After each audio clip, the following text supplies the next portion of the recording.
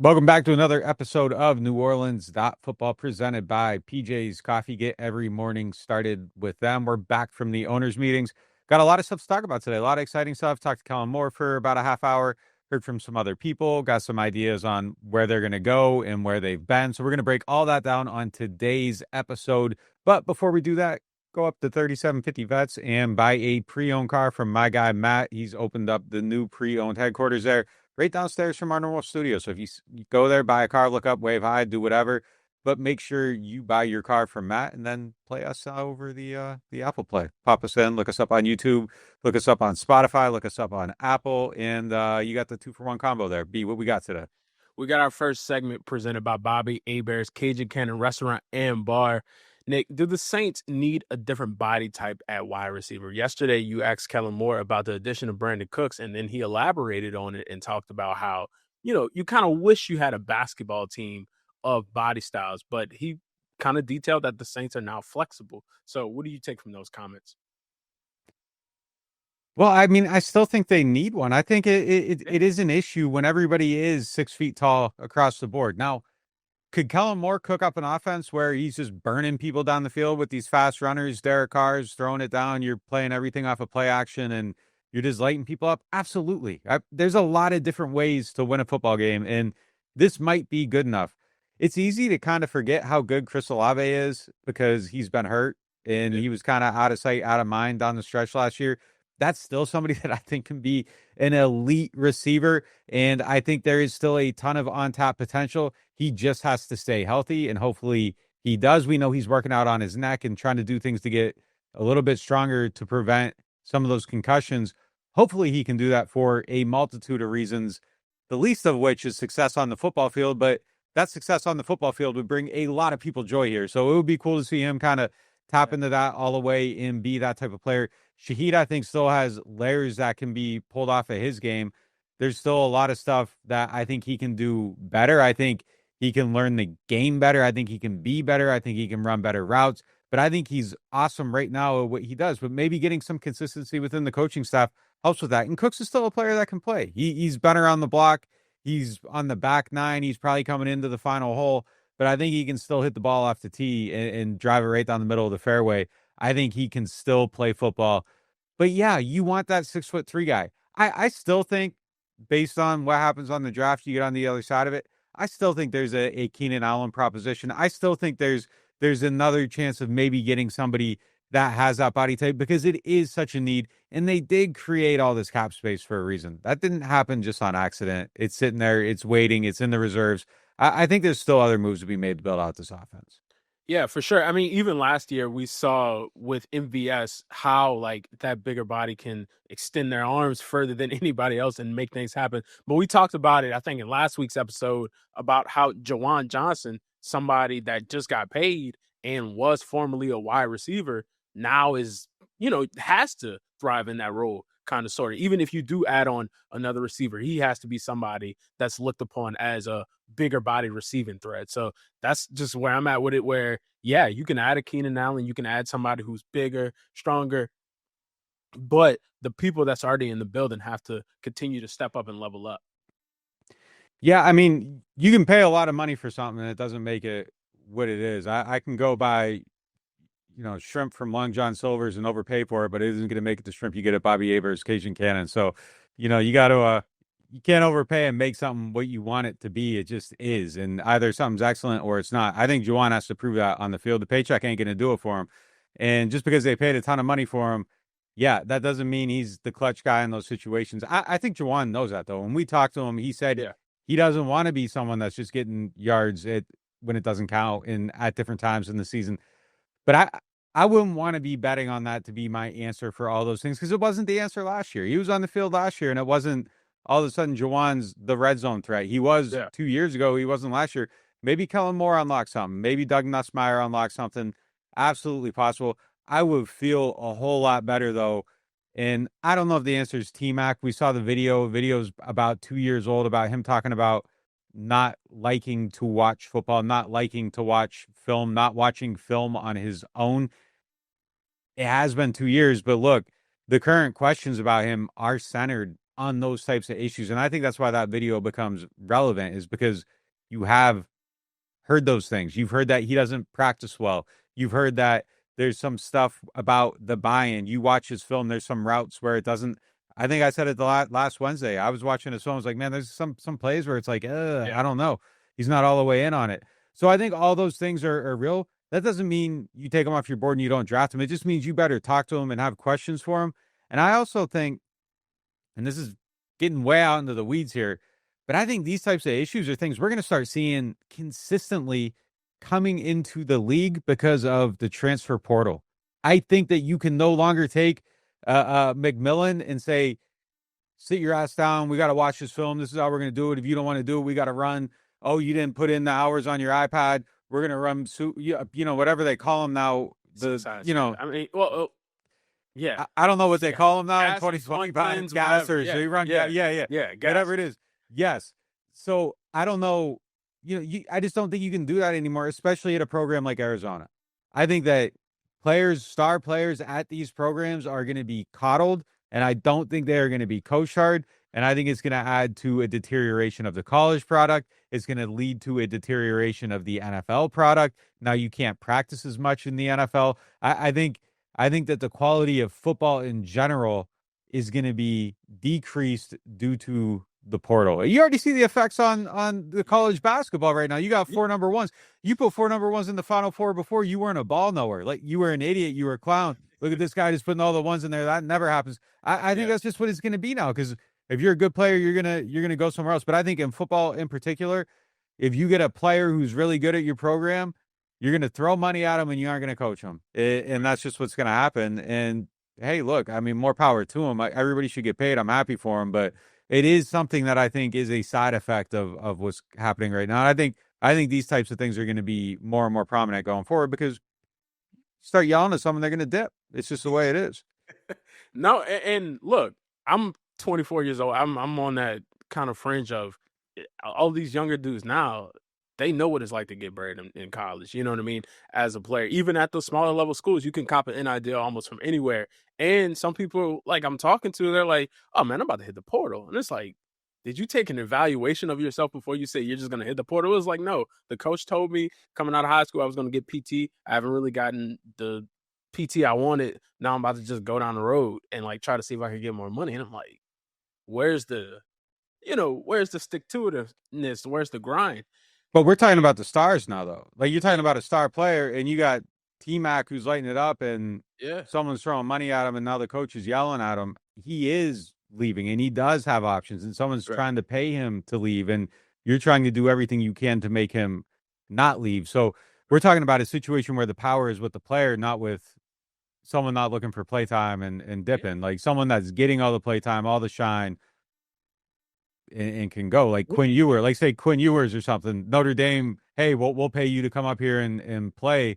And if your coach is being an asshole, you're just gonna go. And so I just think it's a very bad thing for. Look, there's some self-motivated people, but I think other people get in situations and enter it not being self-motivated, and they have a transformative experience because Nick Saban was just dogging them out, and they're like, wait a minute, he's dogging me out, and now I'm getting results. I don't think that exists anymore. I don't think you learn anything about yourself through a hard situation anymore, because they're just going to go.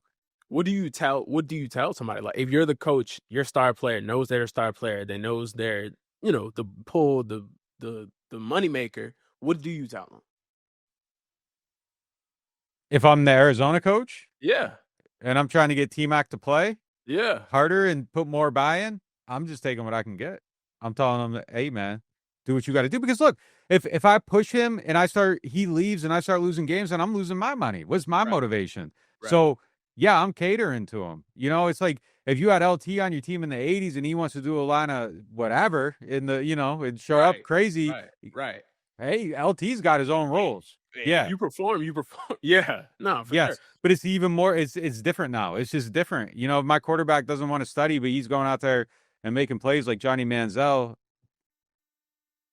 you're winning me games and I'm making money. I'm keeping my money. I'm doing what I got to do to survive in this situation.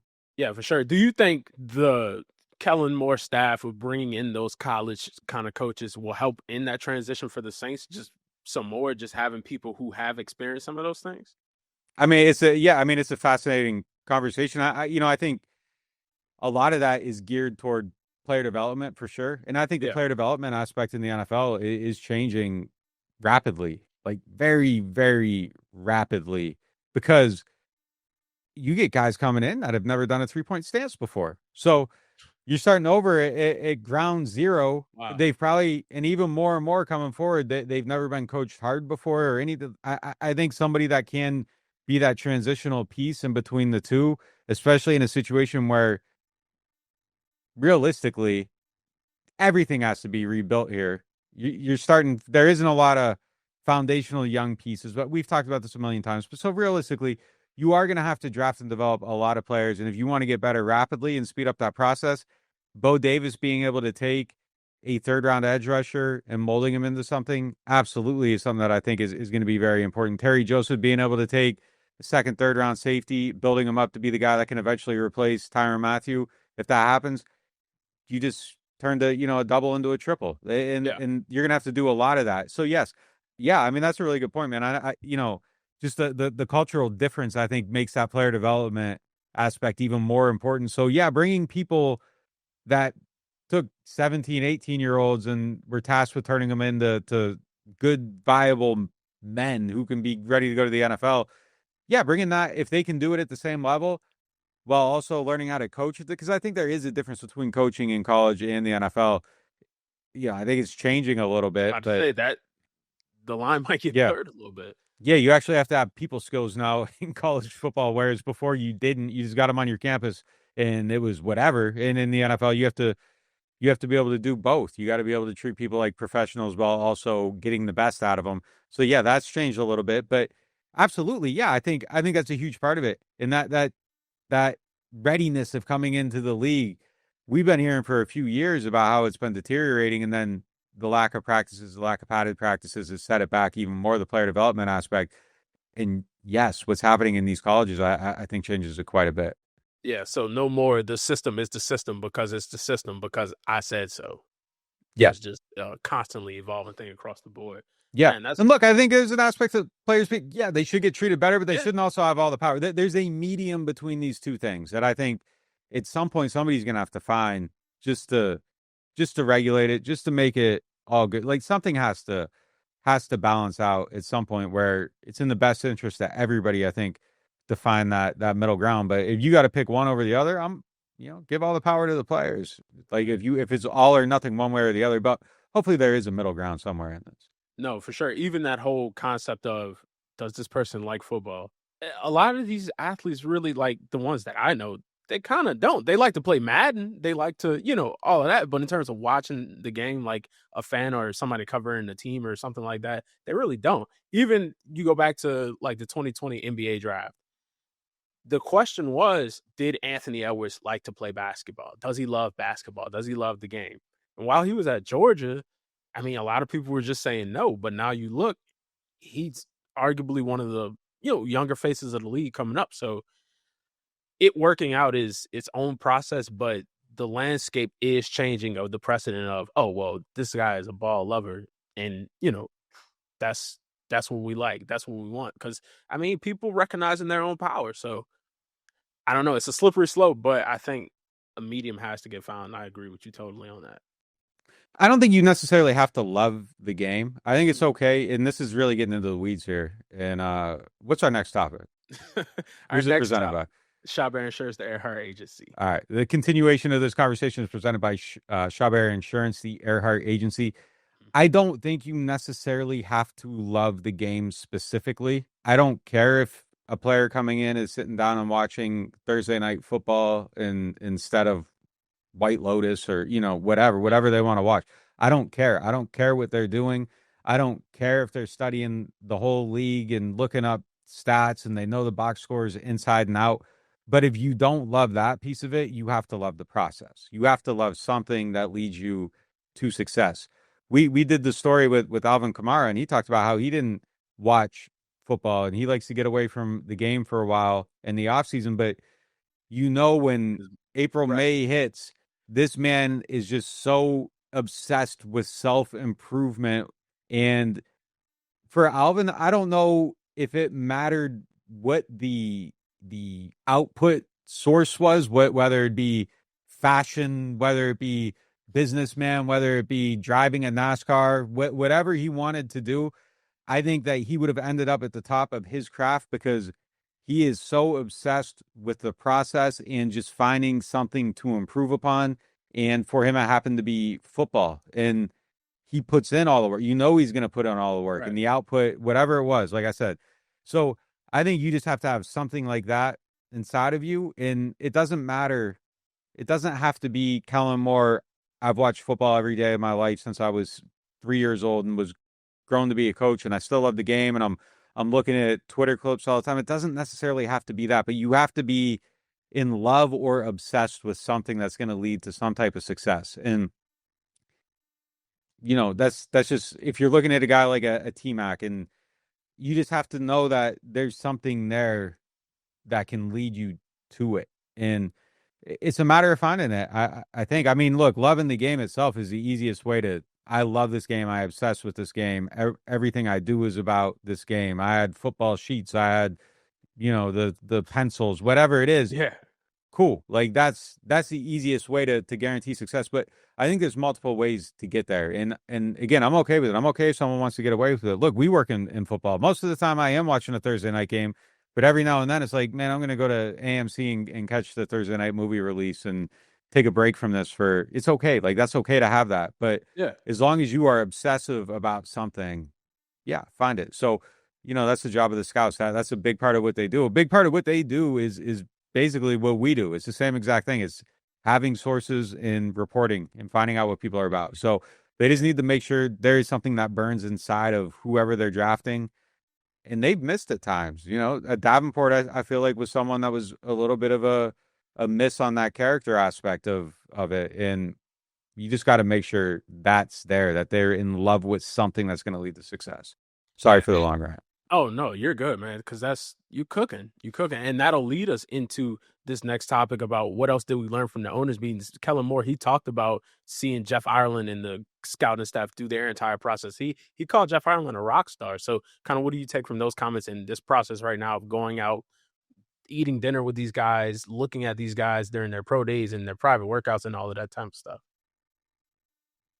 Yeah, it's interesting that they do it like this. Like Sean Payton used to do it like that too. He'd try to get everybody together for dinners and bring them together and get guys talking to each other. I remember one time we left the LSU pro day and we're sitting there and they just like all come walking in, like the Saints staff and all the LSU players come walking to the back room at that walk-ons right there, right next to the stadium. And it's just like, Yeah. oh, like let me get my tweet off real quick. The Saints are meeting with so and so. I can't remember which one it was, but yeah. But that's how they do it, and they like to talk to them and get them in a more natural situation. And I think any of us can relate to the thought process behind that. You bring someone in for a job interview, which is basically what it is. They're rehearsed. They're thinking about everything they said. They've read a list of possible questions and have their answers ready. And you go through it, and it's not necessarily natural. And then you hire a guy, and you find out he makes like weird noises and stuff. And maybe if you put them together in a group, Yeah. they might you just see it. You see the personality. You see the real Right. person in a group when they're with their friends amongst their peers and all that stuff. So I think that is kind of the best way to get to know somebody for sure. So it's interesting that they're doing it. You can cover a lot of ground that way too. You get 4 or 5 guys together and you're meeting with 5 people. Maybe you find out something about someone that, oh, they're going to be at the pro day. Let's just bring them in. Plays receiver too. Let's bring them in. Oh, wait, I really like the way this guy thinks. And maybe they say something. Maybe they show you something that makes you want to take a chance on them at some point. So yeah, I think it's smart. I think it's an interesting process. It feels really thorough right now. It feels like they're being really, really thorough. And I'm sure they always are, but it feels incredibly thorough right now. Yeah, and it even gives a chance for you to see into the future a little bit. Like you got a chance to see how Garrett Nussmeier throws in a pro day type setting. You know what I mean? Even though Yep. he's not a right now player, you get to see it. So it's a lot you can learn, man. It's a lot you can learn through that entire season. But I never thought about it in that way of, yeah, let's bring him and his friends who he's been around. Well, with the transfer portal now, it might just be a season in and 3 let's months. see. Yeah, and let's see how they act around each other. I think that's a great point. I never would have thought of it like that. Yep. That's smart. Hmm. Let's hit our first break, and then when we come back, we'll have more show. Keep it locked to NewOrleans.Football. Rouse's Markets is voted best grocery store in New Orleans, best grocery store in Baton Rouge, Mississippi, Gulf Coast, Thibodaux, Houma, Hammond, Lake Charles, Mobile, year after year. Thank you for choosing us best grocery store on the Gulf Coast. Number one. Thank you. Thank you. The number one grocery store In Mississippi, Alabama, Louisiana.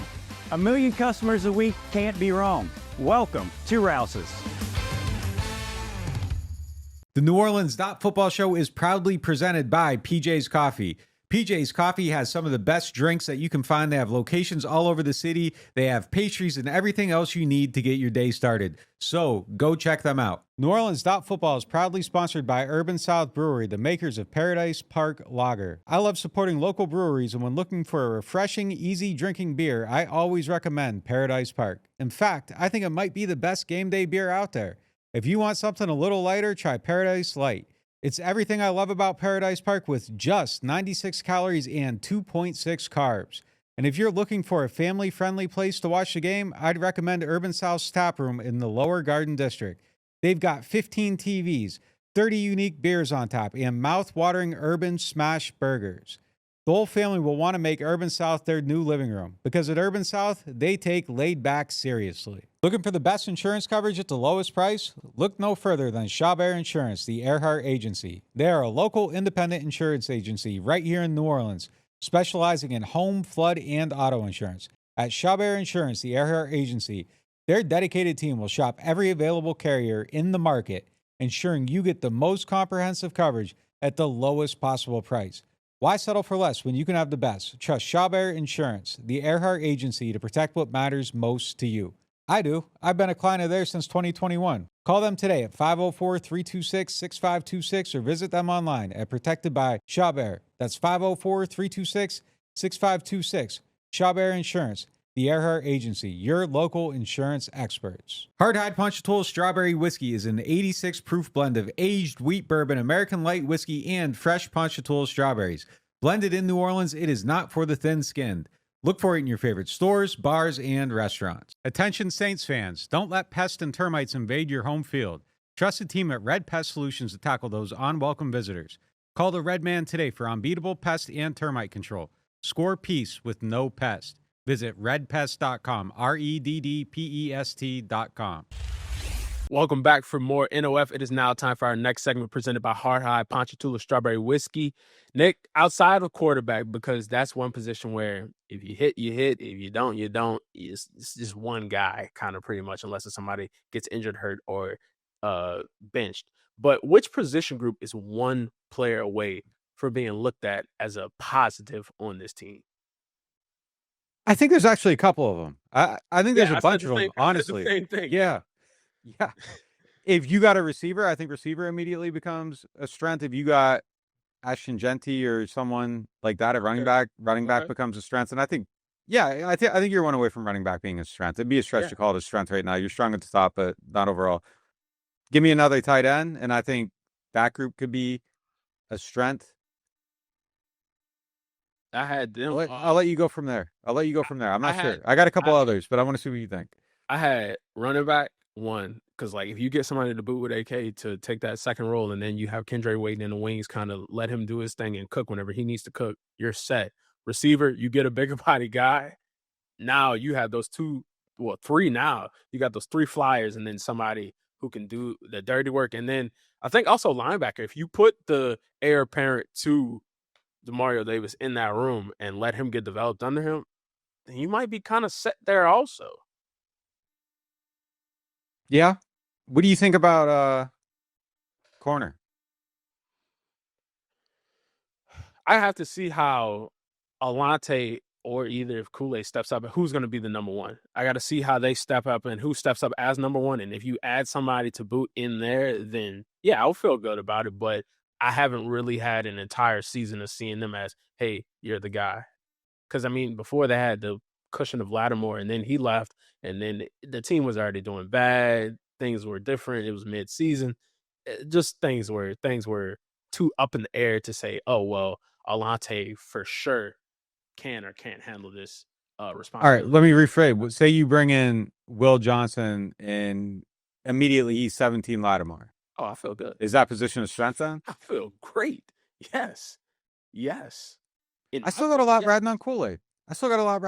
Though. I still need to see something there. I'm not totally comfortable. I think I could become comfortable pretty quickly. But I need to see something a little bit there. But yeah, if you give me 17 Lattimore / Will Johnson, Yeah. Alante in the slot, and Kool-Aid solid on the outside, yes. It could quickly become a strength of the team, yes. Right, and I think with Kool-Aid's flexibility, last year he was coming in off of that foot injury. Now he has a year under him, kind of like in the league. Yeah, I think he can. That Saban mind, you talking about somebody that's been in there. He was with Saban all those years. That mind is there. This is a thought for a whole nother day. I don't even know if I'm gonna marry this thought, but Hit it. I do wonder if the overall value of cornerbacks has decreased over time due to how the game's called and the proliferation of too high looks, and you aren't necessarily really on an island as much anymore. I wonder if it has changed the singular value of that position at all. And not just because Revis isn't playing anymore, but you don't see people using that name of Island because it's not existent. Yeah, you're right. I wonder. No, A little bit. Yeah, I still think a great corner changes your defense, but I don't think it changes your defense as much anymore. There's no he's going to handle his side of the field. Right, and then it's just Yeah, and I don't even think that's necessarily just an ability thing. I think it's just the game has changed to the point where if you're just going to play single high and like you're going to get cooked. Like the game has just changed a little bit. So I don't even know if 09 Revis can exist in 25 in the same way. Now he would still be the best cornerback in the league and he would change your defense, but I don't know that just the impact on the overall game. And I mean, that's just telling the truth. And I'm sure there's a lot of people my age and older, like pissed off right now. We got to stop doing that. Like Jason Tatum would average 60 points a game in 1982. Let's stop it. Like, guys, like the things are just different now than how they were back then. We just have to talk about things within their own era. But yeah, I don't know that I think the game has just evolved a little bit to the point where, like, yeah, Shaq would probably be great right now, but the fifth best center, Patrick Ewing. Patrick Ewing's probably getting exploited. Yeah. Yeah, they just don't play the same way anymore. Like things have changed. Like guys would have to adapt to kind of how things are done now. You got to defend on the perimeter if you're big. Like it's just different now. Yeah, and I think that position has changed a little bit. I'm not married to that take. It's just a thought I had right now that the singular transformational value might be a little bit different than it was 15 years ago. Yeah, the game is definitely evolved. Because even you think right now, like, okay, who's the lockdown? Like, it used to be Ramsey. Now this game is taking a step down. But like that whole, I'm clamps. Is it still there? You know what I mean? It's still there, but it's different. It's different. Right. Just because, again, it's not. We're gonna play cover one, move the safety over to the left side of the field, and leave everything from the middle of the field over to the right open, and Revis is gonna handle it. That you just don't see that anymore. It just doesn't. And I don't think it's because over the last 15 years, there hasn't been any type of, I think the corners probably now, it's just the way it is. Humans evolve. Athletes are better. Yeah. In 85, only one guy could dunk from the free throw line. Like everybody can now. Every single person can dunk from that. It's just people change. We train better. We eat better. We understand better. And 15 years from now, it's going to be, those dudes are going to be aliens to what our mind can comprehend right now. But I think it's just due to the way offenses play. I think everything has just changed to where I don't know that that's necessarily a full out some snaps. Yes, we're going to put him out there and play this way for 50 and get an extra guy in the box. I don't know that exists anymore. Maybe it does, and maybe just a special athlete hasn't been there, but I feel like it's just changed. Yeah, no, I agree. I agree that the game has definitely evolved, and that's the thing. You say we got to stop doing it, but the whole concept of, man, what happens to the game I love? It's kind of real because you grow up watching these people and having these people as like the top of their game, and these guys are now. But the concept of the grading system is just changed. It's different. I don't ever want to be one of those though, man. Like the evolution of things like excites me. The game changing music. What are you talking about? Well, I still like someone that sits down and writes a verse as opposed to goes in and punches it in. And we're talking third grade rhyme schemes here, like But no, I'm not closed off to all new music. No, it's just no, you're not. When it sounds dumb, it's dumb. But yeah, look. I mean, I got Kendrick #1 on my list. Like he's past Nas. It's changed. Like he raps better. Like it's evolved. J. Cole raps better than a lot of guys from that era. Like it should be within their lane. There should be an evolution. And yeah, I mean, look, everybody has their own taste and everything. But yeah, within a lane, there should be an evolution. You go watch The Godfather. That movie sucks. Like on a 2025 production level, it does. And I understand its place in time. In its era, it was so far ahead of everything else. Oh man! But it's just not. It's not the movie in and of itself. If you have never seen it and had nothing tied to it, and you go watch it today, you're gonna be like, "This is terrible." And I had one of those embarrassing moments. I was talking about this with my guy Craig from The Ringer, who does and Danny. We were talking about, and it's just like that. Yeah, I mean, there's just stuff that if you watch it now without the context, it's like, whoa. They had that Godfather show about the making of it a couple of years ago that came out, and we watched it through. And Sue had either never seen it or hadn't seen The Godfather since she was a little kid, and I hadn't remembered it. And I'm sitting there like I have my memories of it, and it's like, man, this movie is awesome. Like the first one, it's fire, one of the best movies ever made. And we watched the show, and then we put the movie on, and I was embarrassed, man. Like I was humiliated by it. Me and Ross Jackson were talking about this specific movie. I screwed up who I was talking to. Yeah, it was me and Ross Jackson, and it's embarrassing. Like I'm sitting there like humiliated. Like this movie it doesn't hold up. So yeah, we got to stop doing that as a people. Just evaluate things within their era. There you go. You got to. I don't know what that rant was leading to something tying back to football, but I lost the plot somewhere. But yeah, we're talking about but I don't ever want to play. But yeah. Yeah, I don't ever want to be one of them people that's like, oh, like it was better when like the evolution of stuff is cool. Like the complexity of the scheme is cool. What defenses are doing right now to limit offense is cool. And whatever offense is going to cook up to get on the other side of that is cool. But I don't want to go back to a world where there's just two receivers on the field. There's no slot. You aren't ever spread out. Like that is not a better style of play. It's not. I don't necessarily. Yeah, I don't need to see like people getting murdered over the middle. Like, no, it's cool. Like I like the evolution of the game and how it's going. So I don't ever want to be one of them people that, one of them back in my day people. I think what's happening in baseball, they just banned the bats, but I thought that was the smartest thing I've ever seen in my life. They banned the torpedo bats? I believe they banned the torpedo bats. Yeah. Man. And it was just wow, like somebody studied the data and figured out you can build a better bat. And oh man, this is where he hits the ball. Let's put the weight here. That was like a mind-blowing thing. Yeah. And it's one of the things when you hear it, you're like, yeah, this makes total sense. It's almost common sense. It should have been and those are always the best ideas. That stuff is cool to me. Like, so the evolution of stuff, I don't ever want to be someone that's arguing for stagnacity or whatever the proper way to say that word is. Yeah. Yeah. Nah, I mean, Chuck, they should put a shipment of the torpedo bats down to Atlanta for the Braves. But still, it gets me that, sometimes things just are a circle. You know what I mean? We saw the running back be the prominent person on the field. Then it went away. And now it's back to that. So I think things have their own ebbs and flows, but just planting your flag on one thing and saying, well, this is the best ever because this is when I loved it. You got to be open to change. Yeah. We're going to hit a quick break. And when we come back, we'll have more show. Keep it locked to NewOrleans.Football. Total Maintenance is one of the largest locally owned home and commercial service providers in South Louisiana and serve the greater New Orleans and Baton Rouge markets. They have a membership program that gets you 2 tune-up visits for AC and heating, as well as club membership discounts of 15% on all repairs, half off of all diagnostic charges, and 3-year warranties on most repairs for membership clients.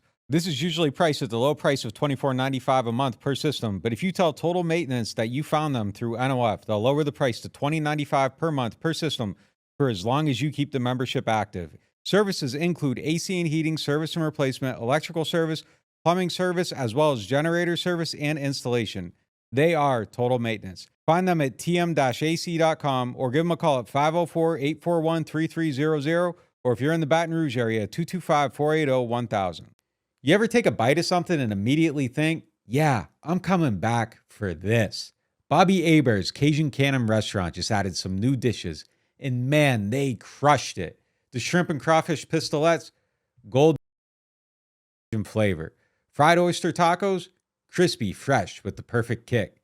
And the soft shell crab Alfredo, creamy, rich, and absolutely worth the order. They're open 7 days a week, and they deliver late. Bobby Hebert's Cajun Cannon Restaurant. Delicious food, superior service. Whether you are a local New Orleanian or a fan in town for the game, get your pre- and post-game fired up at Aaron Rose. Local chaos and local love for the black and gold. Wake up and live with daily drink specials, mimosas, screwdrivers, Bloody Marys, and hot or frozen Irish coffees, all just $3 or $4 between 10 a.m. to 2 p.m. Aaron Rose, half a block from Bourbon Street in the French Quarter.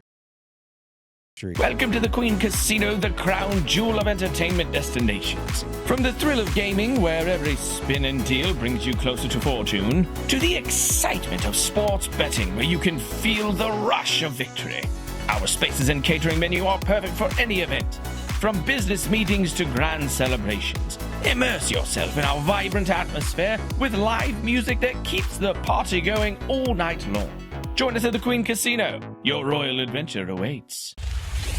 Welcome in for more NOF. It is now time for our final segment presented by Aaron Rose. Nick, yesterday, Kellen Moore, he said that training camp will be in Metairie this summer. He said they're not going.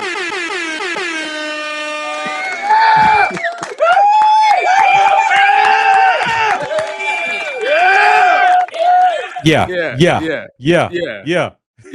I'm excited because last year, Nick Button. Man, oh man, we need the man. Look, it's cool going out there. Yeah, for a week. Yeah, for a week. I don't want to be in California for a month. It sucks. It's way too long. They won 5 games.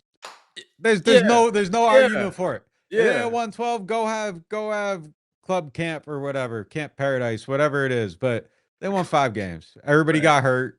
Right. There's no argument for it. Yeah, look, from what is it, 9 to 11, 9 to 11:30, 8 to 11:30, whatever the hell the time is. I have no idea. Yeah, 9 to 11:30 sounds right. 9 to 11:30. I can't lie to the people. It's better.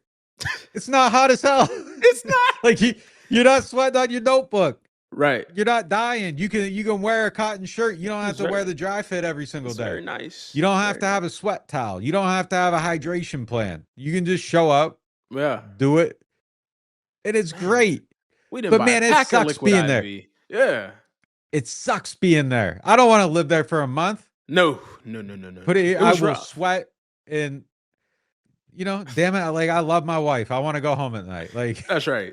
Damn it. I love my city. They want to see the team. I want them to see the damn team. That's right. I'm happy being the conduit and all that stuff, but man, give them the 6 days. Let them come out there. Let them watch it. Whatever they do,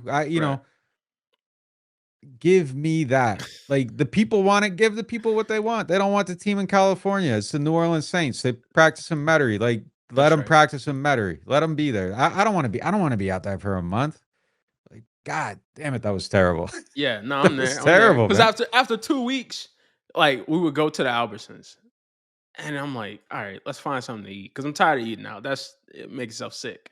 And I'm like, I'm feeling. I joined the damn rewards program. We were there so much. I don't want to be anywhere where I'm going to spend the time joining the rewards program. Yeah. It's like, for sure. Oh shit! Like, I could save $15. Like, I just wanted a hot sausage sandwich. I went up in there to look for the hot sausages. They ain't got no Verona out there. What I'm gonna do? Like, yeah, it was bad. Yeah, I get the emails, man. Like, I got They say, do you want to buy the grocery bag? Do I want to buy the grocery bag? I bought the groceries. What I need to buy the bag for? They say, well, that's included in the purchase. All right, man. I'm all about saving the planet, but come on, man. The lady at the taco place started calling me Mr. Nick. Like, it was too much. It's Got too much. familiar. It's too much. I don't want to be part of the community. A week. Hey, man. A week. A week. A week's a nice. A week. Look, it like no lie. It's hard. It's hard being out there, and I'm sure it's even harder for the players. I'm sure it's hard for the coaches. It's brutal. It's brutal. It's really hot. It's extremely hot.